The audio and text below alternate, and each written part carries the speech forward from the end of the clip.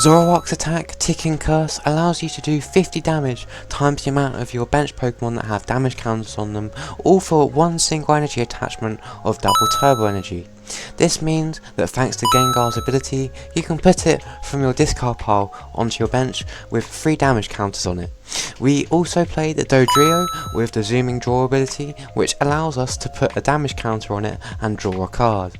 And with Damage Pump, we can spread this damage around onto our other Pokemon so we can hit for up to 300 damage. But what if I told you there's a way to get more than 5 bench Pokemon into play and get damage on them to one hit KO anything in the format with Zoroark's attack? Well, you can with the Ultimate Duo, Area Zero Underdepths and Terapagos EX. The Area Zero Stadium card allows either player to have up to 8 bench Pokemon as long as that player has a Terra Pokemon EX in play. Enter Terapagos EX. Not only is it an EX Terra Pokemon, but it also has an attack, Unified Beatdown, which again, for a single double turbo energy attachment, does 30 damage times the amount of Pokemon on your bench. But the downside is, we can't use that attack if we go second. This means that Terapagos EX can hit for a max of 240 damage. Our gust options in the deck include 2 copies of Boss's Orders and a Prime Catcher A-Spec so we can take some easy KOs. Finally, we have an insane draw engine in the deck with a couple copies of Research, Squawkabilly EX's Squawk and Seize ability, Iono, Morty's Conviction, and not to mention Zoroark VSTAR's V-Star power, Phantom Star, which is basically a built-in Research. I'm going to jump on over to the ranked ladder to show you some gameplay, so make sure to stick around to the end because you won't believe what happens. You can find the deck list in the description as always, so let me know your thoughts on this deck in the comments below and let's get into it. Okay, they turn over a Charmander. It will be our turn, we are going first, and we top deck a Gengar. Not a bad hand. We can attach the Jet Energy to the Terapagos in the active and just play the Area Zero Underdepths, and then probably go and Squawkabilly actually can get rid of that Gengar in the discard pile and draw a fresh 6 cards here. We get a Zoroark V, that is brilliant, and another Nest Ball. So I'm thinking we could get another Zoroark, and then we can Hisuian Heavy Ball for another Doduo. We do prizes Area Zero Underdepths and a Gengar. Not too bad in our prizes, to be honest. Doduo on the bench. We can Gengar Netherworld Gate onto the bench, put 3 damage counters on it, and I think I'm just happy to pass and see what our opponent can do here.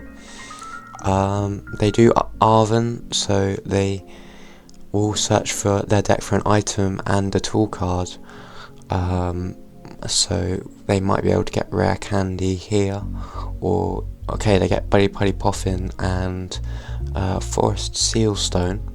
They use Buddy Poffin to get a Pidgey and a Cleffa onto the bench.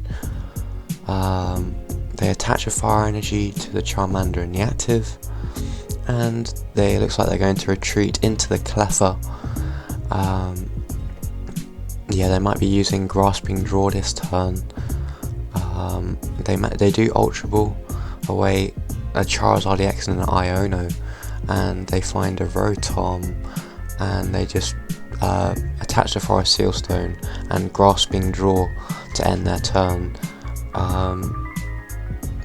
We do top deck another Zoroark, but we can evolve into Dodrio, and I think I'm just going to Iono, draw a fresh 6 cards, disrupt our opponent as well. We do find the double turbo energy and the Zoroark VSTAR, so we'll evolve that, and probably we could bench the Bidoof, I guess, why not. We could try find a Bibarel here if it's in the deck, which I'm just looking here. Oh no, there's not, no Bibarel. Oh, that was a bad choice to bench that Bidoof. Anyway, we just get the Gengar out, into the hand. Just checking how much damage we're doing. Doing 210 already with Terapagos, and we attach the double turbo and we'll just Phantom Star, draw a fresh 7 cards. We find the other Dodrio, we can evolve that. We can zooming draw a couple times, put a damage counter onto Dodrio and draw a card, and we'll just do it again. We find an Ultra Ball and a Nest Ball, not too bad to be honest. We can Damage Pump some damage counters from Gengar to our other Pokemon. I think I'm going to put one on Squawkabilly and one on the active Terapagos. We can Ultra Ball away that Gengar into the discard as well as the Nest Ball, and we can go and get that second Zoroark VSTAR, I think, and evolve it, and just go from there. We can, just before we end our turn, use Netherworld Gate on one of these Gengars, get some more damage counters into play, and I'm happy with that. Honestly, that's a good turn. Let's see what our opponent can do in response. They did draw, they do manage to bench a Fezandipiti, so they will be able to draw a few cards later if we knock them out, but they use the Forest Sealstone on the Rotom to search any card or get any card they like. They get Jack, that puts 2 Pokemon into their hand, and they're going to rare candy into the Pidgeot, so they can use Quick Search to search their deck for any card they like and put it into their hand. Quite a broken ability if you ask me. They will rare candy again into Charizard, and they will Infernal Rain to set themselves up, get a couple or 3 energy into play, which is pretty broken. They will power up this Charizard, and they do have the free retreat on the Cleffa, so they will be able to do some damage to us this time. They do Ultra Ball, just see what they discard here, a Pidgey and a Dusknoir, and they will get a Duskull down onto the bench. That could be worrying for us if they manage to knock out a Zoroark, for example. They've Super Rod, and I imagine they're just going to Burning Darkness for 180. No, they just instant charge, draw 3 cards into the hand and end their turn. Okay. We do top decker research.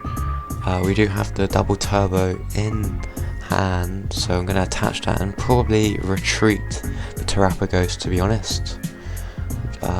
Might zooming draw first though. Don't really know what's better.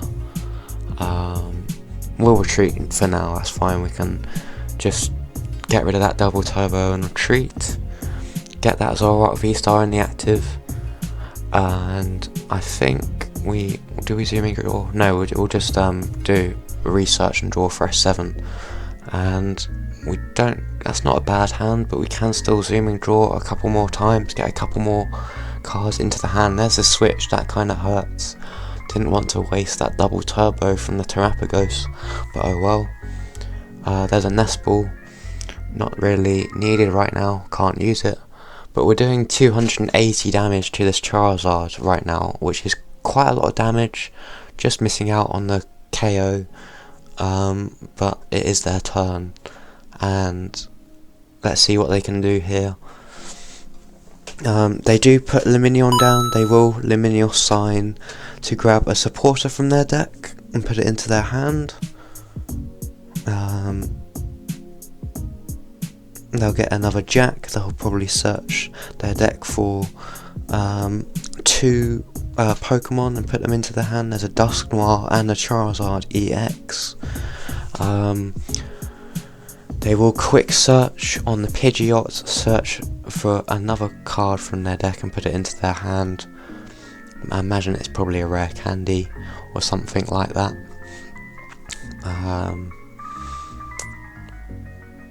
Here's the rare candy. They'll revolve into the Dust Noir, and that has the Curse Blast ability, which they will use now. Put 13 damage counters on one of our Pokemon, and in return it is knocked out, so we will be forced to take a prize card here, which will increase the damage of Charizard's Burning Darkness attack.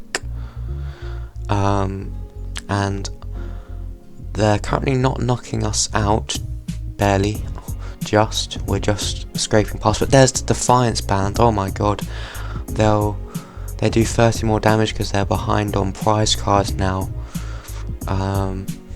which is ridiculous. They Super Rod a couple Pokemon into the deck, and they Buddy Poffin,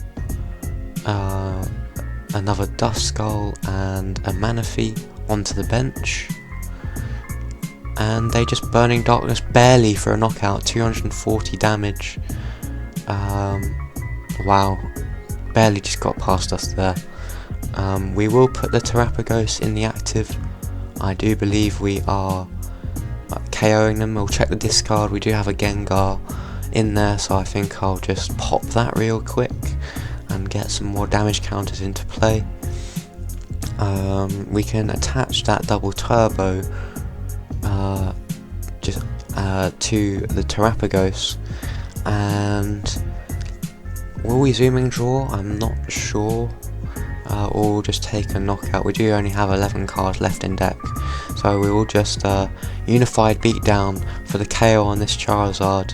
And they do lose quite a few Pokemon because they have no Terra types in play anymore, so they will have to discard a few Pokemon thanks to Area 0. And they do get rid of the only Charmander they have on the bench thanks to that discard from Area 0, which is quite weird to me. So we'll see what they send up here. They send up a Duskull into the active spot. Yeah, that's weird. They do bench a Charmander from the hand, so maybe that's why they discarded it. They do flip the script on Fezandipiti, draw a few cards, and they do get a Dusclops, which with the same Curse Blast ability, they will be able to put 5 damage counters onto one of our Pokemon, and in return it is knocked out, so we will again be forced to take a prize card. But they do quick search here for a card again, getting the cards they need to make some insane plays. They do attach an energy to Charmander on the bench. Will we see a Curse Blast? We do only have 3 prize cards remaining, so if they do Curse Blast we go down to 2 prizes remaining, and then we only have to knock out any 2 prizes we like, which is going to be quite easy because we are doing quite a lot of damage. They do indeed knock themselves out. We go down to 2 prizes remaining, and they will send up a Pidgeot EX. So I wonder what they'll do here. We do get Roxanne though. That was a big hand we had. We had everything for the win there. But we do get to 2, but we get the Morty's Conviction. We can draw a few more cards to find the double turbo energy to attack next turn. Let's see what we get off this top deck. And we get the Colress's Tenacity.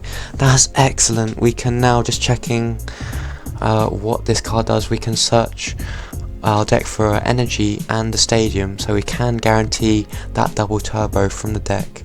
We may as well thin our deck even more by getting the Area 0 Underdepths, and we can attach that double turbo to the Zoroark on the bench, and that's going to be GG's because we can retreat from the Terapagos into the Zoroark VSTAR and do a whopping 330 damage to this Pidgeot EX to take the final 2 prizes of this game and win the game. What a deck this is, gotta love it. That's going to wrap it up for this Zoroark VSTAR deck profile.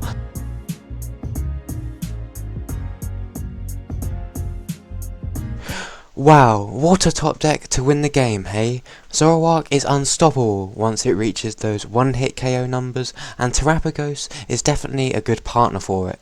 If you like this deck profile content, make sure to like and subscribe so you don't miss my next upload and the algorithm recommends more of me to you.